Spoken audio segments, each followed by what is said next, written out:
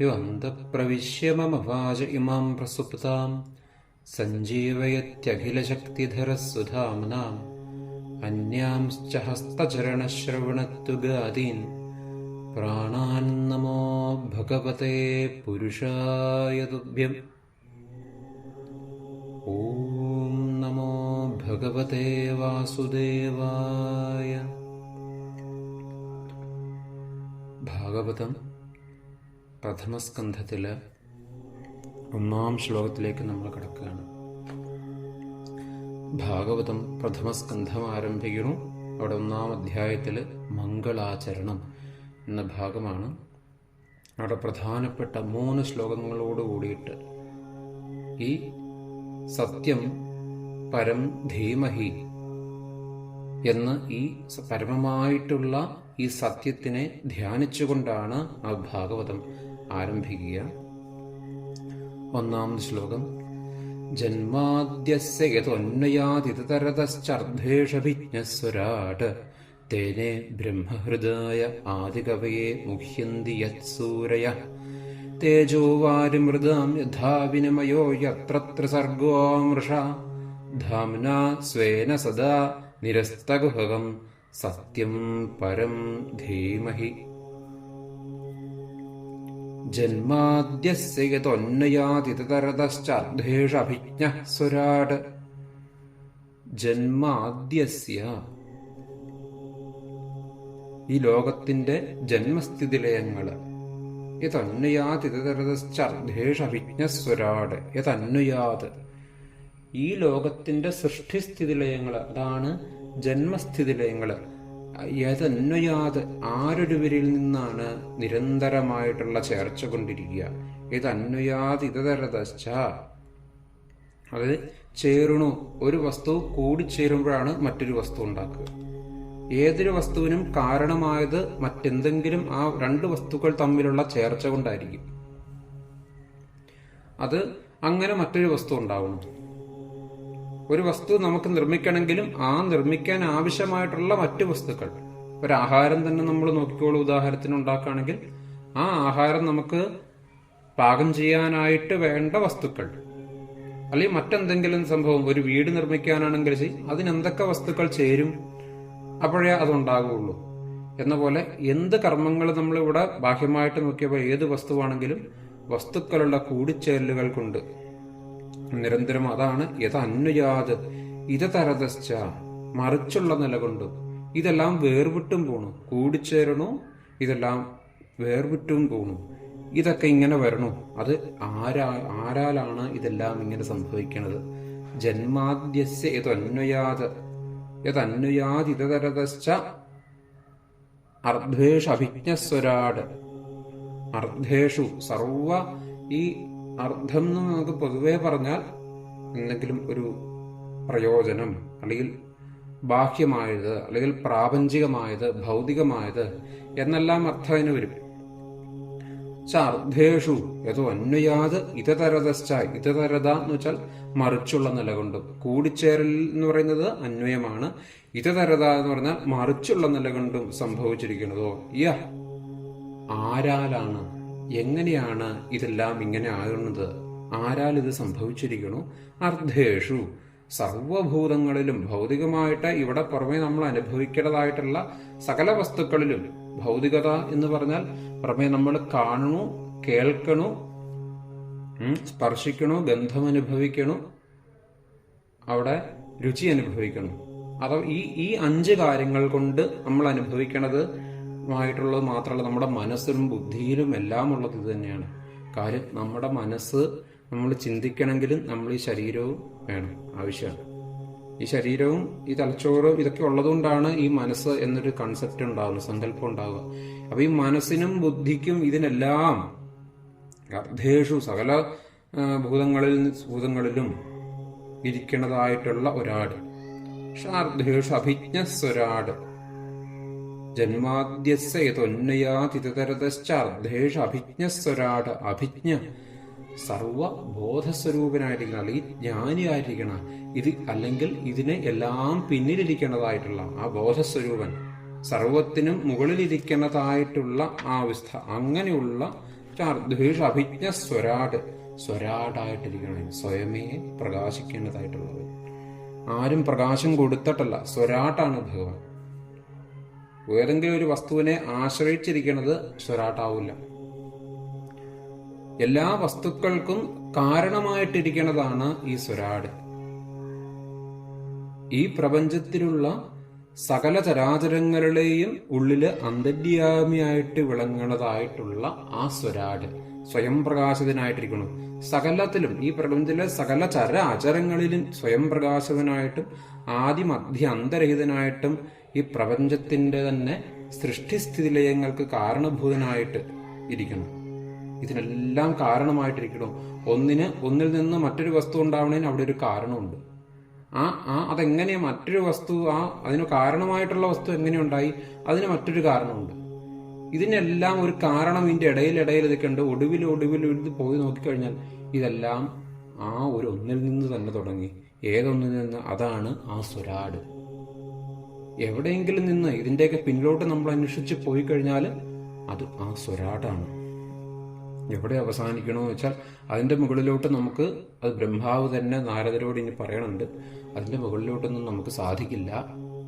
കാര്യം ഭഗവാനെ അങ്ങനെയൊന്നും നമുക്ക് അളക്കാൻ സാധിക്കണ, ഒരു ഫ്രെയിമിലൊന്നും കൊണ്ട് നിർത്താൻ പറ്റണതായിട്ടുള്ള ഒരു ശക്തിയല്ല ആ സ്വരാട്ട്. ആ ശക്തി ആ സൃഷ്ടിസ്ഥിതിലയങ്ങൾക്ക് കാരണഭൂതനായിട്ട് മായക്കതീതനായിട്ടിരിക്കണു. അവിടെ അർദ്ധേഷു അഭിജന്മാദ്യസ്യ യതൊന്മയാതിതരതശ്ചർദ്ധേഷു അഭിജ്ഞസ്വരാട് തേനെ ബ്രഹ്മഹൃദായ ആദികവിയെ മുഹ്യന്തികൾ സൂരയ. തേനെ ബ്രഹ്മഹൃദായ ആദികവിയെ മുഹ്യന്തികൾ സൂര്യ. ആദികവിയായിട്ടുള്ള ബ്രഹ്മാവിന്റെ ഹൃദയത്തില്, തേനെ ബ്രഹ്മഹൃദായ, ബ്രഹ്മാവിന്റെ ഹൃദയത്തില്, ബ്രഹ്മഹൃദായ ആദികവിയെ സങ്കല്പശക്തിയാൽ, അതായത് ഹൃത്തായിട്ടുള്ളത്, അതിലുണ്ടായതായിട്ടുള്ള ബ്രഹ്മാവിന്റെ ഹൃദയം എന്ന് പറഞ്ഞാൽ സ്വസങ്കല്പം, ബ്രഹ്മാവിന്റെ സങ്കല്പത്തിൽ ഉദിച്ചതായിട്ടുള്ള, നമ്മുടെ ഇവിടെ സദാ ഇടിച്ചുകൊണ്ടിരിക്കണ നമ്മുടെ ആ ഹൃദയമല്ല ഇവിടെ ഉദ്ദേശിക്കുന്നത്. ബ്രഹ്മാവിന്റെ സ്വഹൃദയം, ഇവിടെ ഹൃത്തായിട്ടുള്ള വസ്തു, സ്വസങ്കല്പം. നമ്മളിലെല്ലാം ഒരു സങ്കല്പമായിട്ട്, നമ്മളിൽ നിന്നെല്ലാം ഞാൻ എന്ന ഒരു അറിവ്, ഞാൻ എന്നൊരു ഭാവം എവിടുന്ന് ഉത്ഭവിച്ചു വരണു? ഞാനെന്നൊരു ഭാവം എന്നിവിടെ അജ്ഞാനമാകണ ഞാനല്ല, ഈ ശരീരവും ബുദ്ധിയും മനസ്സും ആകണ ഭൗതികമായിട്ടുള്ളതെല്ലാം ബാധിക്കേണ്ടതായിട്ടുള്ള ഞാനല്ല. ഇതെല്ലാം അറിയണത്, ഇതെല്ലാം കേൾക്കണത്, ഇതെല്ലാം കാണുന്നത് ഞാനാണ് എന്നൊരു അറിവോടെയാണല്ലോ നമ്മൾ ചെയ്യുക. ആ ഞാനാണ് ഇവിടെ ഉദ്ദേശിക്കുക. നമ്മളിപ്പോ കുട്ടിക്കാലം തൊട്ടുള്ള ഒരു കാര്യം, ഒരു ചിത്രം ഒരാളെ കാണിച്ചാൽ, ഒരു നല്ല പ്രായം ചെന്നു, 80-90 വയസ്സായി, ഒരു മുത്തശ്ശനായിരിക്കാം അല്ലെങ്കിൽ ഒരു മുത്തശ്ശിയായിരിക്കാം, ഒരു ചിത്രം ഇങ്ങനെ കാണിച്ചു കൊടുക്കുകയാണ്. ഒരു കുട്ടിയെ കാണിച്ചു കൊടുക്കണം, ഇതാട്ടോ കുട്ടിക്കാലത്ത് ഞാൻ ഇങ്ങനെയാട്ടോ വരുന്നത്. കുറച്ച് കഴിയുമ്പോൾ ഒരു യൗവന കാലഘട്ടമാകുമ്പോൾ പിന്നീട് ഞാൻ കോളേജിൽ പഠിക്കുന്ന സമയത്ത് ഇങ്ങനെയായിരുന്നു, പിന്നീട് വിവാഹം കഴിച്ച് കുട്ടികളായി, ആ സമയത്ത് ഞാൻ ഇങ്ങനെയായിരുന്നു, നിന്റെ അച്ഛനും അമ്മയൊക്കെ ഉണ്ടായി, അത് കഴിഞ്ഞിട്ടുള്ളൊരു പ്രായം കാണിക്കണം, ഞാൻ ഇങ്ങനെയായിരുന്നു, ഇപ്പൊ നീയൊക്കെ ഉണ്ടായി, അപ്പൊ എന്റെ പ്രായം ഇങ്ങനെയായി എന്ന് പറഞ്ഞിട്ട് അനവധി അങ്ങനെ പല പല ഘട്ടങ്ങളിലായിട്ടുള്ള ചിത്രങ്ങൾ ഇങ്ങനെ ആ കുട്ടിയെ കാണിച്ചു കൊടുക്കുക. അപ്പൊ ഈ ചിത്രങ്ങളെല്ലാം ആ പറയുന്ന, ഈ കാണിച്ചു കൊടുക്കുന്ന ആളുടെ രൂപത്തിനും അവിടെ ഉണ്ടാവുന്ന കാര്യങ്ങൾക്കും, അതായത് അദ്ദേഹത്തിന്റെ രൂപത്തിന് തന്നെ നല്ല മാറ്റം വന്നു. കൊച്ചുകുട്ടിയായിരുന്നപ്പോൾ ഇദ്ദേഹം ഉണ്ടായിരുന്ന പോലെ അല്ല ഈ 90 വയസ്സ് ആവണതിന്റെ ഇടയിൽ വന്ന മാറ്റങ്ങൾ, അനവധി മാറ്റങ്ങൾ മാറി വന്നു. അദ്ദേഹത്തിന്റെ കാഴ്ചശക്തിക്ക് മാറ്റം വന്നു, അദ്ദേഹത്തിന്റെ കേൾവിക്ക് മാറ്റം വന്നു, അദ്ദേഹത്തിന് പുറമെ ഉണ്ടായിരുന്ന തൊലികൾക്കും അതിലെല്ലാം ജരാന്തരകൾ ബാധിച്ചു, അനവധി മാറ്റങ്ങൾ വന്നു ശാരീരികമായിട്ട് നോക്കിക്കഴിഞ്ഞാൽ. അപ്പം ആ ശരീരമാണ് പല തലത്തിലുള്ള മാറ്റങ്ങൾ വന്നിട്ടും അദ്ദേഹം പറഞ്ഞു, ഇത് ഞാനാട്ടോ, ഇത് ഞാൻ ഇന്ന പ്രായത്തിലുള്ള ഞാൻ, ഇന്ന പ്രായത്തിലുള്ള ഞാൻ എന്നാ കുട്ടിയെ കാണിച്ചു കൊടുക്കുമ്പോഴും ആ ഞാൻ അവിടെ നിൽക്കണുണ്ട്. ആ ഞാനാണ്, അതായത് ഒരു മാറ്റവും ഇല്ലാണ്ടിരിക്കണ ആ ജ്ഞാനമായിട്ടിരിക്കണ ഞാൻ, ജ്ഞാനിയായിട്ടുള്ള യഥാർത്ഥ ഞാൻ എന്നുള്ള അതില് മാറ്റങ്ങളില്ല. അത് നമ്മൾ അറിയാണ്ട് തന്നെ നമ്മളിൽ എപ്പോഴും അനുഭവിക്കണം ആ ഒരു ഞാനുണ്ട്. അവിടെ മനസ്സിനും ബുദ്ധിക്കും വരെ മാറ്റം വരും. ചിലപ്പോൾ സൽബുദ്ധിയായിരുന്നത് അത് വേറെ ദുർബുദ്ധി തോന്നിയിരിക്കാം. മനസ്സിന് ചിലപ്പോൾ ചില കാര്യങ്ങളോട് ഭയമുണ്ടായിരുന്ന മനസ്സാണെങ്കിൽ അതിന് ചിലപ്പോൾ ഭയം ഇല്ലാണ്ട് വന്നിരിക്കാം. പക്ഷെ ചിലപ്പോൾ ഭയം ഇല്ലാത്തൊരിതാണെങ്കിൽ പിന്നീട് അതിനോടൊരു ഭയം ഉണ്ടായി എന്ന് വന്നിരിക്കാം. പക്ഷെ അവിടെയെല്ലാം മനസ്സിനും ബുദ്ധിക്കും ശരീരത്തിനും എല്ലാം ഈ പ്രകൃതിക്ക് തന്നെ പുറമേ എല്ലാം അനുഭവിക്കുന്നിടത്തെല്ലാം മാറ്റങ്ങൾ വന്നു. ഈ ലോകത്തിന് ബാഹ്യമായിട്ട് നോക്കിയാലും അത് ഞാനായിരുന്നു. ആ ശരീരമേ അല്ല, ആ സെല്ലുകൾ, ആ കോശങ്ങൾ പോലും അല്ല, പിന്നീട് എല്ലാം നശിച്ച് പൂർണ്ണമായിട്ട് ശരീരത്തിന് തന്നെ നല്ല മാറ്റം വന്നു. അപ്പോഴും ഇത് ഞാനാണ് എന്ന ആ ഒരു അറിവുണ്ടല്ലോ, ആ ഞാൻ, അതാണ് അഭിജ്ഞ. അതാണ് അവിടെ ഹൃത്തായിട്ടുള്ള വസ്തു. ആ ഹൃദായ ബ്രഹ്മാവിന്റെ ഹൃദയത്തില് തേനെ ബ്രഹ്മഹൃദായ ആദികവിയെ മുഹ്യന്തി സൂര്യ. ഹൃദായ ബ്രഹ്മാവിന്റെ ഹൃദയത്തില്, ആദികവിയായിട്ടുള്ള ബ്രഹ്മാവിന്റെ ഹൃദയത്തില് ആ പ്രകാശിപ്പിച്ച് കൊടുത്തിരിക്കുന്നതോ ആരാണ് അവിടെ പ്രകാശിപ്പിച്ചത്? ബ്രഹ്മഹൃദായ ആദികവിയെ മുഹ്യന്തി സൂര്യ. അതിനെ മുഹ്യന്തി, മൂഢന്മാരായി തീർന്നിരിക്കുന്നു. സൂര്യ, ആ യാതൊന്ന് ആരുടെ വിഷയത്തിലാണ്? സൂരയ, വിദ്വാൻമാര് പോലും. സൂരയ എന്ന് പറഞ്ഞാൽ വിദ്വാൻമാരാണ്. വിദ്വാൻമാര് പോലും ആ ഒരു വിഷയത്തെക്കുറിച്ച്, ഏതൊന്നിനെ കുറിച്ചാണ് നമ്മൾ ഈ പറയണത്? ആ സ്വരാട്ടായിട്ട് പറഞ്ഞു ആ വസ്തു ഏതൊന്ന്, അതിനെക്കുറിച്ച് തന്നെ. ആ ഒരു വിഷയത്തില് സൂരയ, വിദ്വാൻമാര് പോലും സൂരയ മുഹ്യന്തി സൂരയ തേനെ ബ്രഹ്മഹൃദായ ആദികവയെ മുഹ്യന്തികൾ സൂര്യ, മൂഢന്മാരായിട്ട് തീർന്നിരിക്കണം. ഈ ലോകത്തിന്റെ ജന്മസ്ഥിതിലയങ്ങള് ജന്മാദ്യസ്യതൊന്നയാതിതരതശ്ചർദ്ധേഷഭിജ്ഞസ്വരാട്. ജന്മസ്ഥിതിലയങ്ങള് ആരിൽ നിന്നാണ് ഇങ്ങനെയുള്ള ചേർച്ച കൊണ്ടുവരണത്? അന്വയ, ഇവിടെ യഥന്വയാതിതരതശ്ചർദ്ധേഷഭിജ്ഞസ്വരാട്. ഇത് അന്വയം, പിന്നെ ഇതതരതം ചേർച്ച വരണു, അതെല്ലാം പിരിഞ്ഞു പോകണു. എങ്ങനെ ഇതെല്ലാം പല പല കാര്യങ്ങളെല്ലാം ചേർന്ന് മറ്റൊരു അവസ്ഥയിലോട്ട് ചെല്ലണു, അതിനെല്ലാം വീണ്ടും ഇതതരതശ്ച മറിച്ചുള്ള നിലകൊണ്ട് തിരിഞ്ഞു പോണു. അതെങ്ങനെ സംഭവിക്കണു? യാതൊരുവൻ യഥന്വയാതിതരശ്ച അർദ്ധേഷു അഭിജ്ഞസ്വരാട്. അവൻ അർത്ഥേഷു സർവഭൂതങ്ങളിലും സകല ഭൗതികമായിട്ടുള്ള വസ്തുക്കളിലും അഭിജ്ഞസ്വരാട് ബോധസ്വരൂപനായിട്ടിരിക്കണു. അവൻ വന്നതായിട്ടുള്ള ആ ഒരു വസ്തു, ആ ഒരു ഒന്ന്, ആ ഒരു സ്വരാട്, അതിനെയാണ്, ആ വസ്തുവിനെ അതിനെയാണ് സൂചിപ്പിക്കുന്നത്. മുഹ്യന്തി സൂര്യ. മുഹ്യന്തി, അത് മൂഢന്മാരായി തീർന്നിരിക്കണു. സൂര്യ, വിദ്വാൻമാര് പോലും അതിനെക്കുറിച്ച് അറിഞ്ഞതില് മൂഢന്മാരാണ്. അവർക്ക് പോലും അതിനെക്കുറിച്ച് പൂർണ്ണമായിട്ടുള്ള അറിവില്ല. ബ്രഹ്മാവ് തന്നെ പറയണുണ്ട് നാരദരോട്, എനിക്ക് പോലും പൂർണ്ണമായിട്ട് പറയാൻ സാധിക്കില്ല എന്നുള്ളത്. അപ്പോൾ അത് തന്നെയാണ് വിദ്വാൻമാർക്ക് സൂര്യ. ആ സൂര്യര് എന്ന് പറഞ്ഞാൽ വിദ്വാൻമാരാണ്. അവര് മുഹ്യന്തി, ഇതിനെക്കുറിച്ച് മൂഢരാണ്. തേനെ ബ്രഹ്മഹൃദായ ആദികവേ. ആദികവി അത് ബ്രഹ്മാവ, ബ്രഹ്മദേവനാണ് ആദികവി, ആദ്യത്തെ കവി. കവി എന്നതുകൊണ്ട് ശരിക്കും വേദം അർത്ഥമാക്കുന്നത്, വേദഭാഷയിലുള്ള അർത്ഥം കവി എന്നാൽ ഈ ബ്രഹ്മജ്ഞാനം പകർന്നു കൊടുക്കുന്നത്. എവിടെ നിന്ന് ആദ്യം ഈ അറിവ് ആര് പകർന്നു കൊടുക്കണോ അതാണ് കവി. ഈ അറിവ് പിന്നീട് കാവ്യാത്മകമായിട്ടാണ് മറ്റൊരു തരത്തിലോട്ട് വരുമായിരുന്നു. അത് വീണ്ടും വീണ്ടും കറങ്ങി ഇന്ന് കവികളെന്ന് നമ്മൾ പുറമേ പറയണ കവിത എഴുതുന്നതായിട്ടുള്ളത്, അത് ശരിക്കും ഈ അറിവിനെ കാവ്യാത്മകമായിട്ട് എഴുതി തുടങ്ങിയപ്പോഴാണ് അവരെ കവി എന്ന് നമ്മൾ വിളിച്ചു തുടങ്ങിയത്. ശരിക്കും യഥാർത്ഥ കവിത, യഥാർത്ഥത്തിലുള്ള കവി എന്ന് പറഞ്ഞാൽ പരമാത്മജ്ഞാനം പകർന്നു കൊടുക്കുന്നത്. അത് എവിടെ നിന്ന്, ആരിൽ നിന്നാണ് ആ ജ്ഞാനം നമുക്ക് കിട്ടണത്, അത് ആര് രേഖപ്പെടുത്തണോ അല്ലെങ്കിൽ അത് ആര് പകർന്നു കൊടുക്കണോ, അതാണ് ശരിക്കുമുള്ള കവി. അതിപ്പോൾ ഉള്ളതെല്ലാം സ്ഥൂലാർത്ഥമാണ്. ബാഹ്യമാർത്ഥത്തിൽ നോക്കിക്കഴിഞ്ഞാൽ ഇങ്ങനെയാ വരിക. അത് പിന്നീട് ഇങ്ങനെ ആയി വന്നതാണ്. ആ കവിത, ആദ്യമായിട്ടുള്ള കവിതകളെല്ലാം ഇതാണ്. കാവ്യങ്ങൾ, രാമായണം പോലുള്ള കാര്യങ്ങൾ, ഇതെല്ലാം നോക്കിക്കോളൂ. അവിടുന്ന് തന്നെ ആരംഭിച്ചതാണ് ഇതെല്ലാം തന്നെ. അപ്പോൾ അതാണ് ആദികവിയെ മുഹ്യന്തികൾ സൂരയ. ആ ബ്രഹ്മാവിന്റെ ഹൃദയത്തിലിരിക്കണു. എന്നാൽ വിദ്വാൻമാർക്ക് പോലും ഇതിന്റെ പലവരും അന്വേഷണം നടത്തുന്നുണ്ട്. അവർക്ക് പോലും എത്രയോ അന്വേഷണങ്ങൾ ഇവിടെ, ബാഹ്യമായിട്ടും ഭൗതികമായിട്ടും ആത്മീയമായിട്ടും. ആത്മാന്വേഷണികൾക്കാണെങ്കിൽ പോലും ഈ പൂർണ്ണമായിട്ട് ഭഗവാനെ ആ ഒരു ഇതിൽ നിന്നും പറഞ്ഞ് നമുക്കിപ്പോ ഇങ്ങനെ പറയാം എന്നല്ലാണ്ട് ഇതിനെ പൂർണ്ണമായിട്ടുള്ള അനുഭവത്തിലോട്ട് ചെന്നാൽ പിന്നെ ഈ പറച്ചിലുണ്ടാവില്ല. അത് പൂർണ്ണമായി കഴിഞ്ഞാൽ പിന്നെ ദ്വൈതമില്ല, അദ്വൈതമായി മാറും. അപ്പൊ അതുണ്ടാവില്ല. പിന്നെ അല്ലാണ്ട് ഭൗതിക വസ്തുക്കളുടെ പുറമെയുള്ള നമ്മുടെ അന്വേഷണം, ഒരു ഉണ്ടായ വസ്തു അത് ഇല്ലാണ്ടാകുന്നതായിട്ടുള്ള വസ്തു, അപ്പം അതിനെക്കുറിച്ചുള്ള അന്വേഷണം, അതിനെക്കുറിച്ചുള്ള പഠനം, അതാണ് സാധാരണ 1ാം ക്ലാസ് തൊട്ട് നമ്മൾ പിന്നീട് അങ്ങോട്ട് PhD വരെയുള്ള വിഷയങ്ങൾ പലതുമായിട്ട് ടെക്നിക്കലി പലതുമായിട്ട് നമ്മൾ അങ്ങ് പഠിക്കുക. അപ്പം അതിലൂടെ നമ്മൾ അന്വേഷിച്ചു കഴിഞ്ഞാലും പൂർണ്ണമായിട്ട് എത്ര അന്വേഷിച്ചിട്ടും എന്തായി, നമുക്ക് എന്തെങ്കിലും പൂർണ്ണമായിട്ട് മരിച്ചു ഒരാൾ, ഇതെന്താ ഈ വസ്തു ഉണ്ടായി, ഈ വസ്തു ഒരു ദിവസം ഇല്ലാണ്ടാകുന്നതാണ്. അത് കഴിഞ്ഞാൽ പിന്നെ എന്താണ് ഈ വസ്തുവിന് സംഭവിക്കുക എന്ന് ആർക്കെങ്കിലും അനുഭവിക്കാൻ സാധിച്ചോ? നമുക്ക് അനുഭവിക്കാൻ സാധിക്കണം. ശരിയാണ്, നമുക്കതെല്ലാം പലതരത്തിൽ നമുക്ക് പറയാം എന്നല്ലാണ്ട് അത് അനുഭവിക്കാൻ സാധിക്കണില്ല. നമുക്ക് ഇപ്പൊ ഇരിക്കണ മണ്ഡലത്തിൽ ഇരുന്നുകൊണ്ടേ നമുക്ക് ആ കാര്യങ്ങളെല്ലാം തന്നെ നമുക്കറിയാൻ പറ്റുള്ളൂ. അപ്പം നമ്മൾ എത്രത്തോളം ഗ്രഹങ്ങള്, നക്ഷത്രങ്ങള്, എവിടെയൊക്കെ പോയി ഏതൊക്കെ അന്വേഷണങ്ങളിൽ ചെന്ന് കഴിഞ്ഞാലും മുഹ്യന്തികൾ സൂരയ, അത്ര വിദ്വാൻമാര് പോലും ഈ ഒരു സത്യത്തിനെ പൂർണ്ണമായിട്ട് അനുഭവിക്കാൻ, ബുദ്ധനും ശങ്കരനും എല്ലാം അന്വേഷിച്ചതും ഈ ഒരു വസ്തുവിനെ തന്നെയാണ്, ഇതിലോട്ട് തന്നെയാണ്. അവരെല്ലാം അതിലോട്ട് ലയിക്കുകയായിരുന്നു. ശേഷം ബാഹ്യമായിട്ട് നമുക്ക് ഇതിനെക്കുറിച്ച് പറഞ്ഞു തരണതിനൊരു പരിധിയുണ്ട്. ശേഷം അതിലോട്ട് ലയിക്കുകയാണ്.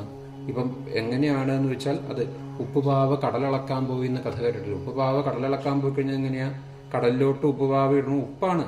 കടലിലേക്ക് ചെല്ലും തോറും അത് അലിഞ്ഞ് ആ കടലിലോട്ട് ചേരണു. പിന്നെ എങ്ങനെയാ മറ്റോ ബാഹ്യമായിട്ട് ഇതിനെ ബോധ്യപ്പെടുത്താൻ സാധിക്കില്ലല്ലോ. അപ്പൊ അതാണ് ആ ആദികവി അവിടെ അതിന് മുഖ്യന്തിയ സൂരയ എന്ന് പറഞ്ഞത്. പിന്നെ അടുത്തത് തേജോ വാരിമൃതാം യഥാവിനിമയോ യത്രത്ര സർഗോ മൃഷ. തേജോ വാരിമൃതാം, തേജസ് വാരി മൃതാം. തേജസ് എന്ന് പറഞ്ഞാൽ അഗ്നിയാണ്, വാരി ജലം, മൃതാം ഭൂമി. തേജസ്, ജലം, മണ്ണ്, ഇത് തമ്മിൽ തേജോ വാരിമൃതാം യഥാവിനിമയോ, വിനിമയ, ഇത് തമ്മിൽ രൂപമാറ്റം വരണം. തേജസ് അല്ലെങ്കിൽ അഗ്നി അല്ലെങ്കിൽ പ്രകാശം എന്തുമായിട്ടും വിളിക്കാതെ, തേജസ് എല്ലാം ആ ഒന്ന് തന്നെയാണ്. ആ തേജസ് എന്ന് നമ്മൾ പറഞ്ഞാൽ അത് അഗ്നിയായിട്ടിരിക്കുന്നതും ആ പ്രകാശമായിട്ടിരിക്കുന്നതും എല്ലാം ആ തേജസ്സാണ്. നമ്മളൊരു വസ്തുവിനെ നോക്കണമെന്നുണ്ടെങ്കിൽ അതിനെ നോക്കാൻ നമുക്ക് കാണാൻ സാധിക്കുന്നത് എന്തുകൊണ്ടാണ്? അവിടെ ഒരു പ്രകാശമുള്ളത് കൊണ്ടാണ്. പകല് നോക്കുമ്പോൾ നമുക്ക് പ്രകാശമുള്ളത് കൊണ്ടാണ് വസ്തുവിനെ നമ്മുടെ കണ്ണിന് കാണാൻ സാധിക്കുക. അപ്പൊ ആ വസ്തുവില് പ്രകാശം സ്പർശിക്കണുണ്ട്, നമ്മുടെ നേത്രത്തിലും ആ പ്രകാശമുണ്ട്. ഇല്ലെങ്കിൽ നമുക്ക് രണ്ടിലും പ്രകാശം ഇല്ലെങ്കിൽ അത് നമുക്ക് കാണാൻ സാധിക്കില്ല. അപ്പൊ ഇനി അത് ഇരുട്ടായി നമുക്ക് ആ വസ്തുവിനെ കാണാൻ പറ്റില്ല, മറഞ്ഞു പോകണു. അപ്പൊ നമ്മൾ എന്തെങ്കിലും ഒരു വെളിച്ചം അടിച്ചു നോക്കണോ, അല്ലെങ്കിൽ ടോർച്ച് അടിച്ചു നോക്കുകയാണ്, അപ്പോഴാണ് കാണാൻ സാധിക്കുക. അപ്പൊ അങ്ങനെയാണെങ്കിലും ആ പ്രകാശമാണ് നമ്മൾ അതിനെ കാണാൻ സാധിക്കുന്നത്, പ്രകാശത്തിലൂടെയാണ്.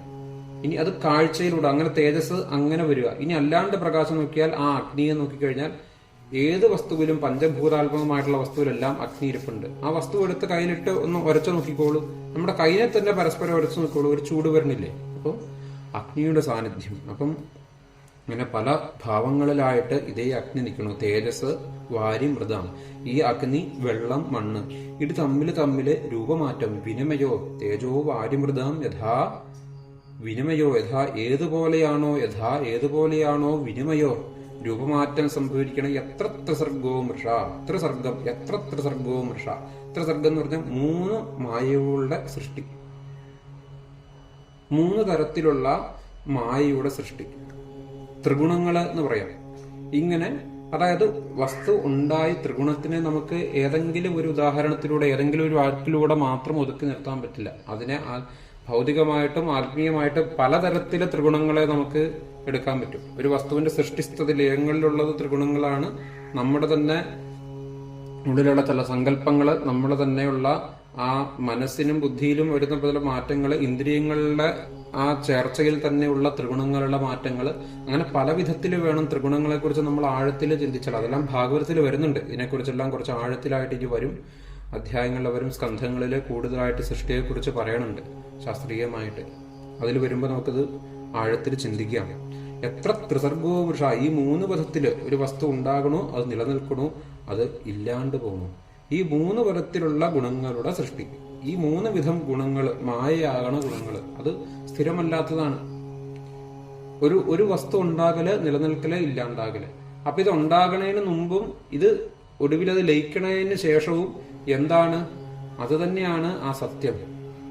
എപ്പോഴും ഉള്ളത് ആ ഒരു സ്ഥിതി മാത്രമേ ഉള്ളൂ, ആ ഒരു ഒന്നേ ഉള്ളൂ. അപ്പം ഇതിന്റെ എല്ലാം സൃഷ്ടി ഈ എത്ര ത്രിസർഗോ മൃഷ, ധാംനാ സ്വേന സദാ തേജോ വാരിമൃതാം യഥാ വിനിമയോ യത്ര ത്രിസർഗോ മൃഷ.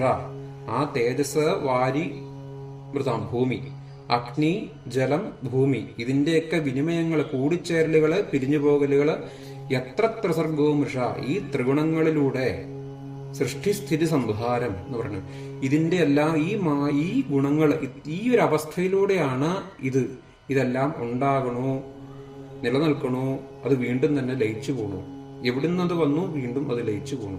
അങ്ങനെ എത്ര ത്രിസർഗവും മൃഷ, 3 സർഗങ്ങൾ മൃഷ. ധാംന സ്വേന സദാ നിരസ്തഗുഹകം സത്യം പരം ധീമഹി. മൃഷ, എത്ര ത്രിസർഗവും മൃഷ എന്ന് വെച്ചാൽ ഇതൊക്കെ ഇങ്ങനെയാണെങ്കിലും അതൊരു മായയാണെങ്കിലും, മൃഷ എന്ന് വെച്ചാൽ എത്ര ത്രിസർഗോ മൃഷ എന്ന് പറയാ. എത്ര ത്രിസർഗോ അമൃഷ എന്നാണത്. എത്ര ത്രിസർഗോ മൃഷ എന്ന് വായിക്കണത്. എത്ര ത്രിസർഗോ മൃഷ എന്നല്ല വായിക്കുക, എത്ര ത്രിസർഗോ മൃഷ. അവിടെ ആയാണ്, അകാരം വരണം. ആ മൃഷ അതായത് സത്യമായിട്ട് നമുക്ക് തോന്നുകയാണിത്. ത്രിസർഗോ മൃഷ, ത്രിസർഗം, ഈ 3 സൃഷ്ടി സ്ഥിതി സംഹാരം, അല്ലെങ്കിൽ സത്വതമ രജോ ഗുണങ്ങൾ ഏത് വിധത്തിൽ വേണമെങ്കിലും അതിനെ നോക്കാം. ഈ അവസ്ഥയാണ് ഇതിൽ മുഴുവനുള്ളത്. ഇതെല്ലാം നമുക്ക് പക്ഷെ സത്യമായിട്ട് തോന്നുന്നു. പക്ഷെ ഇതിന്റെ 3നും കൂടിച്ചേരലുകൾക്ക് പിന്നിൽ മറ്റൊരു കാരണമുണ്ട്. ഇത് മായയായിട്ടുള്ളത് സത്യമായിട്ട് നമ്മൾ അനുഭവിക്കണം. ആ മായയ്ക്ക് കാരണമായിട്ടുള്ളതുണ്ട്. ആ ഒരു ഒന്നിനെ പലതരത്തിലായിട്ട് നമ്മളെ ഈ ശ്ലോകത്തിലൂടെ സൂചിപ്പിക്കുകയാണ്. ആ ഒന്നിന്റെ കാരണമായിട്ട് എത്ര ത്രിസർഗോ മൃഷ ധാംന സ്വേന സദാ നിരസ്തഗുഹകം സത്യം പരം ധീമഹി. ധാംന സ്വേന സദാ, ധാംന അതിൻ്റെതായിട്ടുള്ള, സ്വേന സ്വന്തമായിട്ടുള്ള, സ്വമഹിമ തൻ്റെതായിട്ടുള്ള മഹത്വം കൊണ്ട്, ധാംന അതിന്റെ മഹത്വം, അത് തൻ്റെതായിട്ടുള്ള ആ മഹത്വം കൊണ്ട്, സ്വേന ധാംന സ്വേന സദാ എപ്പോഴും, തന്റെ സ്വമഹിമ തന്റെ സ്വന്തം മഹത്വം കൊണ്ട് തന്നെ എപ്പോഴും, നിരസ്തഗുഹകം ഈ മായാലക്ഷണമായിട്ടുള്ള ആ ഒരു അസത്യം, സത്യമല്ലാത്തതായിട്ടുള്ള, അല്ലെങ്കിൽ അതിനെ കാപട്യം, കപടം എന്നൊക്കെ നമുക്ക് പറയാം. ആ മായാലക്ഷണമായിട്ടുള്ള ആ കാപട്യമായിട്ടുള്ളതിനെ തികച്ചും നിന്നും ഇത് വേറിട്ട് നിൽക്കുകയാണ്.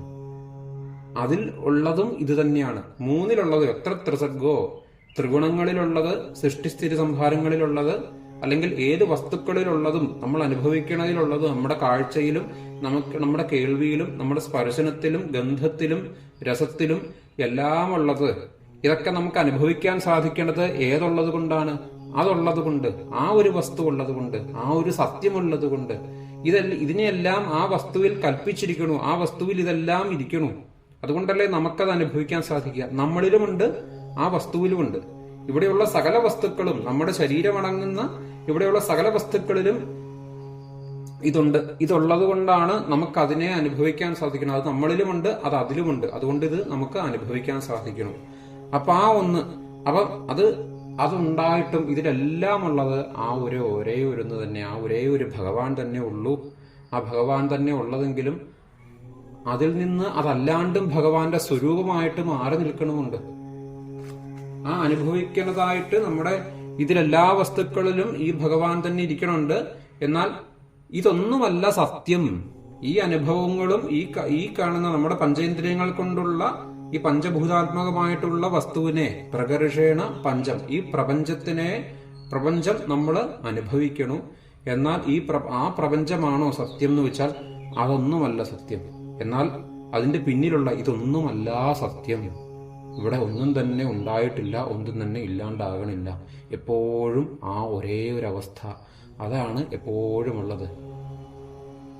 അതിനെയാണ് നമ്മൾ ബ്രഹ്മേതി പരമാത്മേതി ഭഗവാനിതി ശബ്ദതേ എന്ന് വിളിക്കുക. ബ്രഹ്മമെന്ന്, പരമാത്മാവെന്ന്, ഭഗവാനെന്ന് പല പേരിട്ട് വിളിക്കും.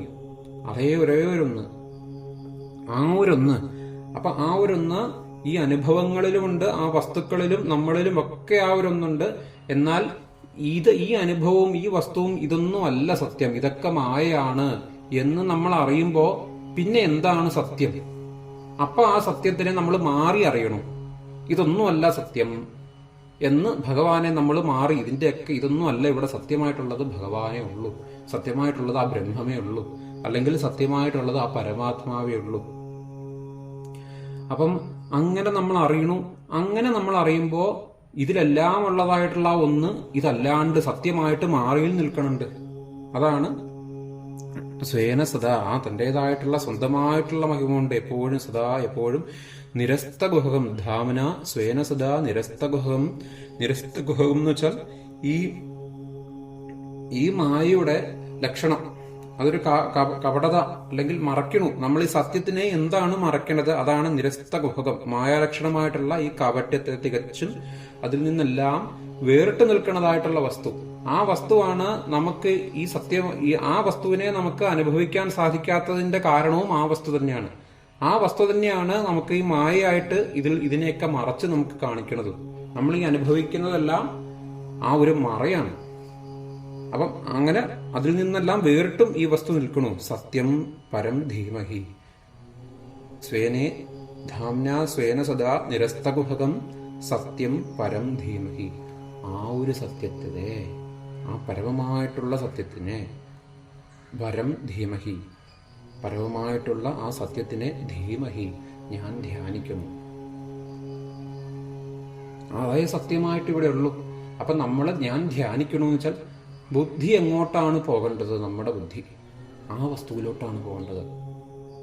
അതാണ് ധ്യാനം. അപ്പോഴാണ് പൂർണ്ണമായിട്ട് സദാ നമ്മൾ ഏത് കർമ്മം ചെയ്യുമ്പോഴും എന്ത് പ്രവൃത്തിയിലായിരിക്കുമ്പോഴും സദാ നമ്മുടെ ബുദ്ധി ഇതേ ഇവിടെ സത്യമുള്ളൂ കേട്ടോ, ഈ പ്രപഞ്ചത്തില് ഇതേ സത്യമുള്ളൂ എന്ന് നമ്മുടെ ബുദ്ധി എപ്പോഴും ആ ഒരു വസ്തുവിൽ ഉറച്ചു നിൽക്കുമ്പോഴാണ് ധീ എന്ന് പറയുക, ധ്യാനം. ആ ധ്യാനമാണ്. അതാണ് അപ്പൊ പൂർണ്ണമായ യഥാർത്ഥത്തിലുള്ള ധ്യാനം എന്ന അവസ്ഥ. ഇവിടെയുള്ള ആ പരമമായിട്ടുള്ള സത്യത്തില് നമ്മുടെ ഈ ബുദ്ധി ഉറച്ചു നിൽക്കണം. നമ്മുടെ ബുദ്ധിയും മനസ്സും ഈ കാണുന്ന പ്രപഞ്ചവും എല്ലാം നമ്മൾ പറഞ്ഞു ഇതെല്ലാം തന്നെ സൃഷ്ടിയായതാണ്. ബുദ്ധിയും മനസ്സും, അതെ, ബുദ്ധിയും മനസ്സും ഉണ്ടോ എന്ന് വെച്ച് കഴിഞ്ഞാൽ നമ്മുടെ ഉള്ളിലെ ബുദ്ധിയും മനസ്സും ഉള്ളതുകൊണ്ടാണ് ഈ തലച്ചോറും ശരീരവും നമ്മളൊക്കെ ഇങ്ങനെ ഞാനാണ് എന്ന് നമ്മൾ പറയാനും നമുക്ക് ചിന്തിക്കാനും നമ്മളിങ്ങനെ അനുഭവിക്കണോണ്ടല്ലേ ആ ബുദ്ധിയും മനസ്സും ആയിട്ട് നമ്മൾ അനുഭവിക്കണതൊക്കെ ഉള്ളത് നമുക്ക് പറയാൻ സാധിക്കുക.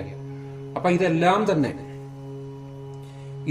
തന്നെ നമ്മൾ ആ ബുദ്ധിയും മനസ്സും ഇതെല്ലാം തന്നെ ഉള്ളത് ഈ ബുദ്ധി. പിന്നെ ഇതെല്ലാം പ്രാപഞ്ചികമായിട്ടുള്ളതാണ്, ഇതെല്ലാം സ്ഥിരമായിട്ടുള്ള വസ്തുവല്ല. പിന്നെ എന്തിനാണ് ഈ ബുദ്ധി, എന്തിനാണ് ഈ മനസ്സ്, എന്തിനാണ് ഈ വസ്തുക്കള് എന്ന് വെച്ചാൽ ഈ ബുദ്ധി നമുക്ക് തന്നിരിക്കുന്നത് ബുദ്ധി ആവശ്യമില്ലാത്തതിന്റെ പുറകെ പോകാനല്ല. ഈ ബുദ്ധി ആ ഭഗവാനിൽ ഉറച്ചു നിൽക്കാൻ വേണ്ടിയിട്ടാണ്, ആ സത്യത്തിൽ ഉറച്ചു നിൽക്കാൻ വേണ്ടിയിട്ടാണ്. അപ്പോഴേ ഇതിന് ബുദ്ധി എന്ന് നമുക്ക് പൂർണ്ണമായിട്ട് പറയാൻ പറ്റുള്ളൂ. ആ സത്യത്തിൽ എന്ന് നമ്മുടെ ബുദ്ധി ഉറയ്ക്കണതോ, ഏതവസ്ഥയിൽ നമ്മുടെ ബുദ്ധി ആ സത്യത്തിൽ ഉറയ്ക്കുമ്പോഴോ അപ്പോഴാണ് അതിന് ധ്യാനം എന്ന് നമുക്ക് പൂർണ്ണമായിട്ട് പറയാൻ സാധിക്കുക. അതുവരെയുള്ള നമ്മുടെ ധ്യാനം മറ്റു മാർഗങ്ങളാണ്. ആ ധ്യാനത്തിലോട്ട് നമ്മെ നയിക്കുന്നതായിട്ടുള്ള ബാഹ്യമാർഗങ്ങളാണ് അതുവരെയുള്ള നമ്മളുടെ മറ്റ് ധ്യാന മാർഗങ്ങളാണ് അതെല്ലാം. ധ്യാനയോഗം, ആ ധ്യാനയോഗത്തിലോട്ടുള്ള മാർഗങ്ങളാണ് അതെല്ലാം വരിക.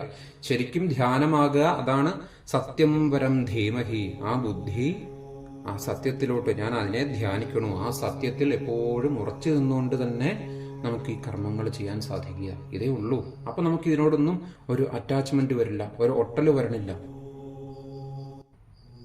അപ്പൊ നമുക്ക് ബുദ്ധി തന്നിരിക്കുന്നത് ആ ഭഗവാനെ ധ്യാനിക്കാനാണ്. അനാവശ്യമായിട്ടുള്ള കാര്യങ്ങൾ ബുദ്ധിയിലും മനസ്സിലും കുത്തി നിറയ്ക്കാനല്ല. ഈ വസ്തുക്കളെല്ലാം പ്രാപഞ്ചികമാണ്, ഇതെല്ലാം മായയാണെന്ന് നമ്മൾ പറഞ്ഞാലും പിന്നെന്തിനാ ഇതൊക്കെ സൃഷ്ടിച്ചിരിക്കണത് എന്ന് വെച്ചാൽ അതിലെല്ലാം ഈ ഭഗവാനെ കാണാൻ വേണ്ടിയിട്ടാണ്. അതിലെല്ലാം ഈ ഭഗവാനുണ്ട്. അതിലെല്ലാം നമുക്ക് ഈ ഭഗവാനെ നമ്മുടെ ബുദ്ധി ഉപയോഗിച്ച് അനുഭവിക്കാൻ വേണ്ടിയിട്ടാണ്. ഇവിടെ എല്ലാം നമുക്ക് തന്നിരിക്കണതു. എന്നാൽ ഇതൊന്നും അല്ല സത്യം. പിന്നെ എന്തിനു നമുക്കിതെല്ലാം ഭഗവാൻ തന്നിരിക്കണമെന്ന് ചോദിച്ചാൽ ഇതെല്ലാം ആ ഭഗവാനിലോട്ട് എത്താൻ വേണ്ടിയിട്ട് നമുക്ക് തന്നിരിക്കുകയാണ്.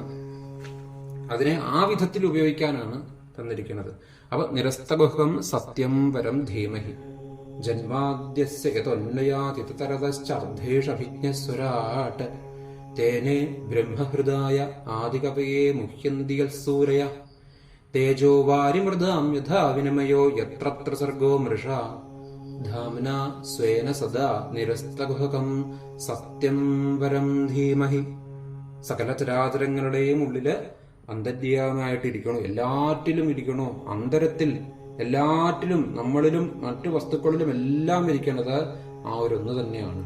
നമുക്ക് മറ്റൊരു വസ്തു എന്ന തരത്തില് ആ വസ്തുവിനെ നമുക്ക് എന്തുകൊണ്ടാണ് അനുഭവിക്കാൻ സാധിക്കുന്നത്, ആ വസ്തുവിനെ നമുക്ക് അനുഭവിക്കാൻ കാണാൻ സാധിക്കണോ, ആ വസ്തുവിന്റെ ശബ്ദം കേൾക്കാൻ പറ്റണോ, ആ വസ്തുവിനെ സ്പർശിക്കാനും രുചിയും ഗന്ധവും എല്ലാം നമുക്ക് എങ്ങനെ സാധിക്കണമെന്ന് വെച്ചാൽ നമ്മുടെ ഉള്ളിലുള്ള അതേ വസ്തു ആ വസ്തുവിലും ഉള്ളത് കൊണ്ടാണ് നമുക്കിതിനെ അനുഭവിക്കാൻ സാധിക്കുന്നത്. നമ്മുടെ ഉള്ളിൽ ഉള്ളത് അത് തന്നെയാണ്, അതുകൊണ്ടാണ് സാധിക്കുന്നത്. നമുക്കെപ്പോഴും നമ്മുടെ ഉള്ളിലില്ലാത്ത ഒന്നിനെ പുറമേ നിന്ന് ഒരിക്കലും അനുഭവിക്കാൻ സാധിക്കില്ല. ഈ പ്രപഞ്ചം എന്ന് വെച്ചാൽ നമുക്കതിനെ അനുഭവിക്കണം, നമുക്കതിനെ ചിന്തിക്കാനെങ്കിലും സാധിക്കണമെങ്കിൽ അത് നമ്മളിലുള്ളത് തന്നെയാണ്. ഇവിടെയുള്ള എല്ലാം തന്നെ നമുക്ക് എങ്ങനെ കാണാൻ സാധിക്കണോ, അത് നമ്മളിൽ ഉള്ളത് കൊണ്ടേ നമുക്കത് കാണാൻ സാധിക്കണുള്ളൂ. ഒരു അറിവ് നമ്മൾ ഇതിൽ നിന്ന് എടുക്കുകയാണ്. എങ്ങനെ നമുക്ക് ആ അറിവിനെ നമുക്ക് സ്വായത്തമാക്കാൻ സാധിക്കണോ, നമ്മളിൽ ആ അറിവുണ്ട്. ആ അറിവുള്ളത് കൊണ്ടാണ് നമുക്കതിനെ നമ്മളിൽ ഈ അറിവ് ശരിയാണല്ലോ എന്ന് പറഞ്ഞാൽ അറിവ് എടുക്കാൻ സാധിക്കണം. നമ്മളിലുണ്ട് അറിവ്. ഒരു വസ്തുവിനെ നമുക്ക് കാണുന്നു, ആ വസ്തുവിനെ എങ്ങനെ കാണാൻ സാധിക്കണോ, നമ്മളിലുണ്ടത്. എല്ലാം ഈ പരബ്രഹ്മാണ്ടം, അനന്തകോടി ബ്രഹ്മാണ്ടങ്ങളും ഈ നമ്മളിലുണ്ട്. ഏത് നമ്മളിൽ എന്ന് വെച്ചാൽ അജ്ഞാനമാകണം ഞാൻ എന്ന് പറയണ ആ നമ്മളല്ല, പരമമായിട്ടുള്ള ആ അവസ്ഥയിലിരിക്കണം ഞാൻ. അതാണ് ആ ഭഗവാൻ. എല്ലാം അഹം ബ്രഹ്മാസ്മി, ഈ ബ്രഹ്മം ഞാൻ തന്നെയാണ് എന്ന്. അതിൽ അപ്പൊ ആ ബ്രഹ്മത്തിന്റെ ലക്ഷണമാണ് ഈ ഒന്നാമത്തെ ശ്ലോകത്തിൽ ഭാഗവതത്തില് സൂചിപ്പിക്കുന്നത്.